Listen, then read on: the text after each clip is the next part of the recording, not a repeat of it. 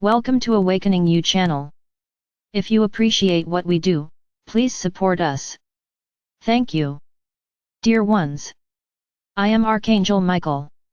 I couldn't help but come here today. Within one of the rituals created on your planet, to spread suffering, spread pain, cultivate loss, today was created. For what purpose? Bring back the one who is gone, or just cry for the one who is gone. Suffer again? I do not despise nor minimize the suffering of any of you. Of course, we don't need to feel what you feel when you lose someone you love. We see suffering being expanded in your energy. It is an energy of pain, very clear to all of us. We are not insensitive, and much less do we not value suffering, this kind of suffering. You were taught attachment, they were taught to understand that when a person dies, it is over, that existence ended. Don't think that the vast majority know that there is a soul there, and that the soul is eternal. No, the vast majority don't believe that. So you think it all ended there. And then they wonder why? Why am I going through this suffering? Why? What did I do to deserve this? You always position yourself as those who are harmed. At no point do you think about the other, about that soul that passed away. That she left to live as a spirit, no longer incarnated. At some point you ask yourselves, what was that soul's journey? Why was she leaving at that moment? Suddenly, or by illness, or by an accident, it doesn't matter. That soul has a walk, and she made a choice. Yes, you all choose how you will die and when you will die. So there is no point, even if in your life path, you have formed families, you have formed friends, you are important to the world, at that time, the decision will be respected, because it is an agreement you make with the universe. Then why? Why think that you are the poor guy? Why did you lose the one you love? Nor is it the fact that you feel angry with the one who left, because he left early, it is the journey of that soul. So I can say to you, that all of you who have families, who have relatives, who have husbands, wives, children, friends, these connections are not for nothing, they are not created defined at the moment of birth. Connections are created by the lessons you have to learn. Then you attract those who will teach you the lessons, and those that you will be able to pass on what you have learned. So there is always an exchange, nothing is in vain. When a simple baby is born and leaves quickly, why? What's the point? The meaning was a lesson for that mother, for that father, to understand what loss is. Somehow they made someone feel it, then they are feeling the same thing they made someone else feel. No, it's not punishment, this is a lesson. What you provoke comes back to you. So that soul that came in that baby is an extremely evolved soul, that knows it will come and leave quickly, came to teach a lesson.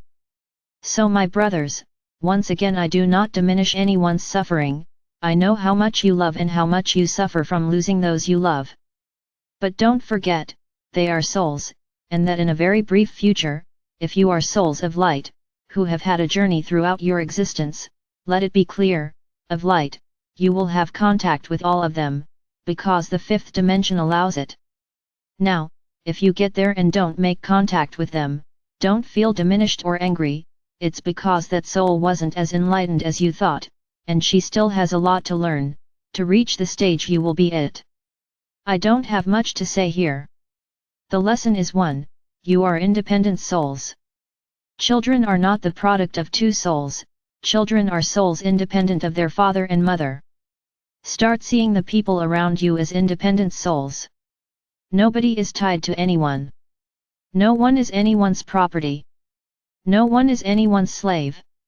So live in the moment, live that moment when you are happy with those souls by your side, because tomorrow you don't know what it will be like. So respect each other, love each other as you want to be loved. Live in the moment with the person you love, every minute. Don't leave telling him you love him tomorrow, because it might be too late. But it's not that I love you like a machine speaking, just to please the other's ego. Because many of you do this, they say I love you to hear the other person say it back, even if the other person doesn't feel like saying it. You talk so that the other person talks back, and the ego becomes inflated. Ah, so he loves me too. I'm mistaken. Many times you hear the other respond, and he doesn't love you as you think.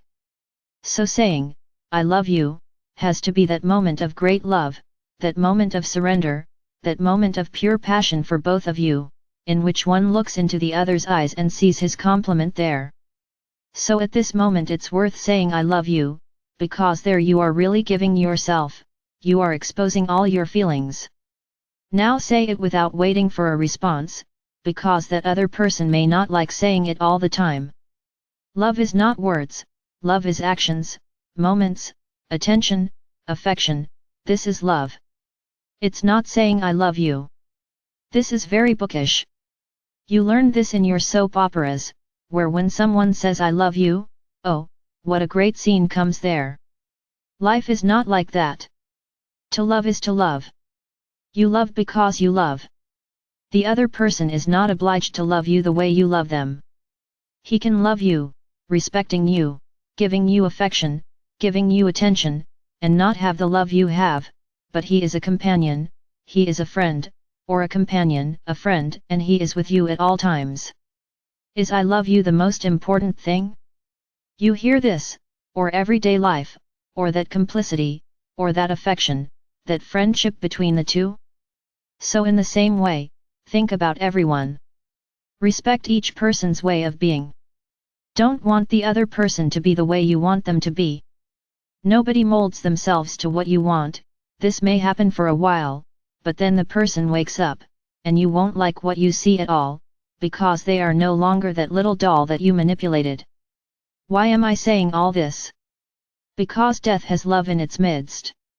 The love of respecting that soul, the love of looking at the sky, and saying, thank you Father or Mother God for having lived with this wonderful soul.